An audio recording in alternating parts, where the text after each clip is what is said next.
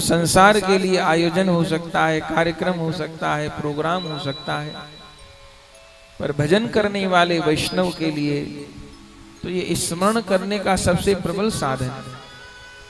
अपने हृदय को गोकुल बनाने का सबसे प्रबल उपाय है। आध्यात्मिक राज्य में 4 वस्तु हैं, नाम, रूप, लीला और धाम। और इन्हीं 4 में गति करनी होती है साधक को। प्रारंभ नाम से होता है, विश्राम धाम पे होता है, और इन नाम और धाम के बीच में रूप और लीला है। नाम का ध्यान, नाम का स्मरण, नाम का गान, नाम का जप, नाम का कीर्तन करते हुए भगवान के रूप की स्मृति हो, और फिर उस रूप में गति हो तो लीला हो, और फिर वह लीला नित्य रूप में श्रीधाम में अनुभव हो। यही नाम रूप लीला धाम का स्वरूप है। इसलिए भले कथा हो, भले कीर्तन हो, नाम से प्रारंभ होता है। नाम कीर्तन करें, जितने अच्छे से नाम कीर्तन हो जाएगा, जितने अच्छे से नाम कीर्तन में मन डूब जाएगा, उतने अच्छे से रूप का प्रकाश होगा। जितने अच्छे से हृदय में रूप की झांकी होगी, उतने अच्छे से लीला की स्मृति होगी। और जितनी जितनी मात्रा में अच्छे से लीला स्मरण होने लग गया, उतनी उतनी मात्रा में हमारा हृदय धाम बनने लग जाएगा। हमारा हृदय ही गोकुल, हमारा हृदय ही वृंदावन, हमारा हृदय ही श्री बरसाना, श्री नवद्वीप बनने लग जाएगा, होने लग जाएगा। फिर जीवन में गम नाम की वस्तु नहीं, कष्ट नाम की, दुख नाम की वस्तु नहीं, तब तो निरंतर उत्सव है। इसलिए गोस्वामी तुलसीदास जी श्री रामचरितमानस बाल कांड में जब भगवान की जन्म लीला, बाल लीला, विवाह लीला गा के विश्राम करते हैं, उत्सवों का विश्राम करते हैं, तो गोस्वामी तुलसीदास जी बाल कांड के अंत में सोरठा कहते हैं। वो बहुत काम का है वैष्णवों का। क्या कहते हैं गोस्वामी जी? सिय रघुवीर विवाह जे सप्रेम गावही सुनहि, तीन कह सदा उछाह मंगलायतन राम जस। सिय रघुवीर विवाह जे सप्रेम गावहि सुनहि, तीन कह सदा उछाह मंगलायतन राम जस। सिय रघुवीर विवाह जे सप्रेम गावहि सुनहि। जो भगवान के जन्मोत्सव को, विवाह को, बधाई को सप्रेम, शर्त है, बिना प्रेम के नहीं।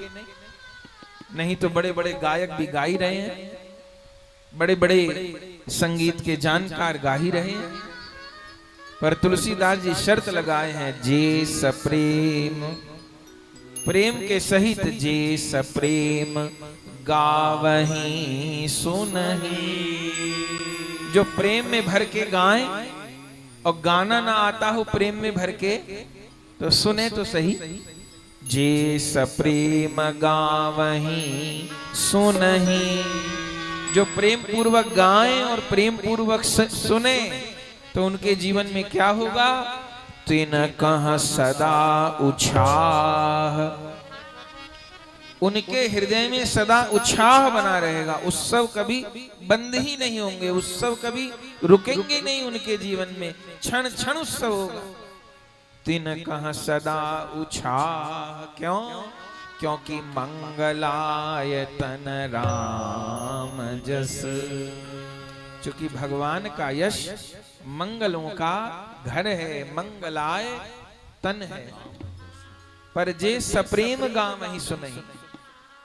प्रेम पूर्वक गाय नहीं तो भी बात पूरी नहीं होगी, उत्साह नहीं होगा। और प्रेम पूर्वक सुने नहीं तो भी उत्साह नहीं होगा। सावधान होके व्यक्ति कब सुनता है, कब गाता है। अभी हम आपको यहाँ पर ये कहें, हम एक उपाय बता रहे हैं, एक तरकीब बता रहे हैं, क्या कि रोज 1 लाख रुपए कमा सकते हैं आप, ऐसा हम बोले तो जिनका सत्संग में नहीं भी है माथा, वो भी मोबाइल चला रहे होंगे तो मोबाइल रख देंगे, कुछ बात एकदम सावधान, अरे बड़े काम की बात बता रहे महाराज, ऐसा उपाय बता रहे हैं, रोज 1 लाख कमाई जा सकते हैं। तो सबकी एकाग्रता, बिना कहे भाई इतना शब्द बोलना है, एक उपाय बता रहे, रोज 1 लाख रुपया कमाया जाएगा, तो सब हलचल खत्म हो जाएगी, सब एकाग्रता अपने आप हो जाएगी। कैसे हो जाएगी? क्योंकि पैसे में ममता है, वो प्रेम हमको एकाग्र कर देगा। और संत लोग बेचारे कहते कहते गोलोक चले गए, भगवान की प्राप्ति का साधन बता रहे, भगवान की प्राप्ति का साधन बता रहे, किसी ने नहीं सुनी। बड़े बड़े महापुरुष तुलसीदास जी, सूरदास जी, मीराबाई जी जैसे सरीखे महापुरुष कितना कितना कह के समझा के चले गए अपने अपने धाम, पर किसने कितनी सुनी खबर नहीं। तो शर्त यह है कि जो सप्रेम गावहीं सुनहि। अब प्रेम से गाना कब होगा, प्रेम से सुनना कब होगा? जब ठाकुर जी में हमारी ममता होगी तभी होगा। और ये ममता तो संत सद्गुरु की कृपा से ही उत्पन्न होती है, सत्संग की कृपा से ही होती है। निरपराध होकर के साधक लगा रहे तो सबसे अमूल्य संपत्ति तो यही है, पर समझ में आना कठिन है, नहीं आती। बहुत बहुत दिन बीत जाते हैं, बात नहीं समझ में आती कि असली संपत्ति राधा गोविंद की ममता है। तो चलो कोई बात नहीं, नाभा गोस्वामी जी दूसरा उपाय बता दिए, बोले झूठा खेले सच्चा हो। चलो कोई बात नहीं, ममता नहीं हो रही असलियत, नाटक कर ले ममता का, प्रेम का नाटक कर ले, नहीं भी है तो नाच गा लो, नाटक कर लो, कोई बात नहीं। पर ये नाटक भी निरंतर होता रहा। नाटक तो दुनिया में सभी लोग कर रहे हैं, कोई ऑफिस में नाटक करता है, कोई परिवार में करता है, कोई पुलिस वाले के आगे करता है, कोई सरकारी विभाग में, नाटक तो दुनिया कर रही है, लेकिन वो नाटक भी ईमानदारी से इन्हीं के आगे होता रहे। तो नाभा की सरीखे महापुरुष कह रहे हैं कि झूठा खेले तो सच्चा हो। अब कब होई वो तो वही जाने, पर उन्होंने कह दिया तो भगवान का वाक्य इधर उधर हो सकता है, महापुरुषों का नहीं हो सकता, ये तो बात पक्की है। तो झूठा खेल है तो कोई बात नहीं, हम लोगों के इतने बरस कोई कहे कि झूठा खेलते निकल गए, कोई बात नहीं, पर भरोसा है एक दिन सच्चा हो। और सच्चा खेले बिरला कोई। मीरा जी, सूरदास जी, तुलसीदास जी, हित हरिवंश जी, स्वामी हरिदास जी, इन संतों ने, महापुरुषों ने सच्चे ही खेला। अभी जो पद गाए गोपाल गो मुखार बिंद, ये चतुर्भुज दास जी का पद है। आप लोग चरित्र सुन चुके हैं चतुर्भुज दास जी का। कुंभन दास जी के पुत्र हैं, सबसे छोटे। कुंभन दास जी की उम्र है लगभग 60 वर्ष उस समय, और चतुर्भुज दास जी हैं सबसे छोटे बेटे थे, 7-8 साल के हैं मुश्किल से।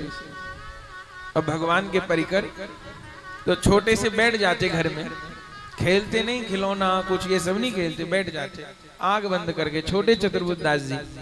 तो कुंभन दास जी कहते, बेटा क्या कर रहे हो? तो कहते, पिताजी ध्यान कर रहा हूं। तो कुंभन दास जी ने एक दिन कहा, चतुर्भुज दास काहे का ध्यान कर रहे हो, कौन चीज का ध्यान कर रहे हो? तब ये जो पद है गोपाल गो मुखार बिंद, ये चतुर्भुज दास जी का प्रथम पद है। तब उन्होंने कहा, पिताजी गोपाल गो मुखार बिंद हिय में विचार। तब कुंभन दास जी बहुत राजी हो गए, अरे जैसा मैंने चाहा था वही हो गया।